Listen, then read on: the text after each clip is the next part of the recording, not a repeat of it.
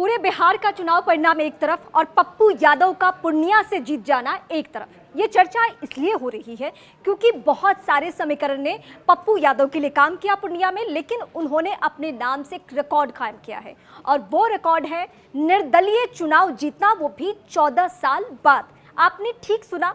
14 साल बाद पप्पू यादव निर्दलीय चुनाव जीते। इससे पहले बांका से एक चेहरे ने चुनाव जीता था और तब से कोई भी निर्दलीय चेहरा चुनाव भले ही लड़ा हो, चुनावी मैदान में डट के खड़ा हो, लेकिन चुनाव जीत नहीं पाया था। ये पहली दफा यानी 14 साल बाद ये हुआ है जब पप्पू यादव ने चुनाव जीत लिया है। लेकिन इस दौरान क्या कुछ हुआ, वो दिलचस्प बातें एक बार फिर हम चर्चा इसलिए करेंगे क्योंकि पप्पू के जीत की चर्चा ही नहीं सिर्फ हो रही है, वो सारे समीकरण भी खंगाले जा रहे हैं।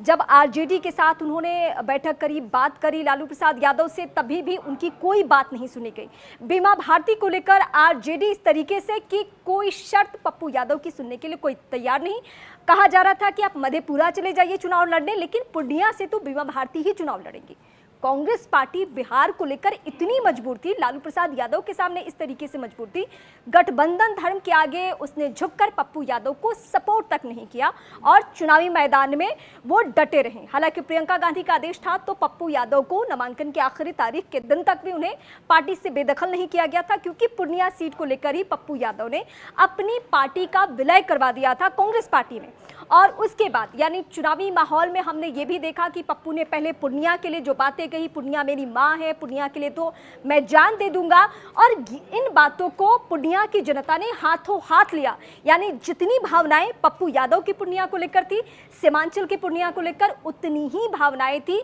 वहां के लोगों के जहन में भी, क्योंकि जब कल उनकी जीत की खबर आई उसके बाद लोगों के आंखों में आंसू, पप्पू यादव भी बहुत जगहों पे भावुक हो रहे थे और अपने कार्यकर्ताओं से इसी तरीके से मिल भी रहे थे। लेकिन जिस कांग्रेस पार्टी ने उन्हें सपोर्ट नहीं किया चुनावी मैदान में, सीमांचल के किसी इलाके में जाकर या फिर पर्टिकुलर पूर्णिया सीट पर जाकर, उस कांग्रेस पार्टी के लिए यूपी के कई जगहों पे पप्पू यादव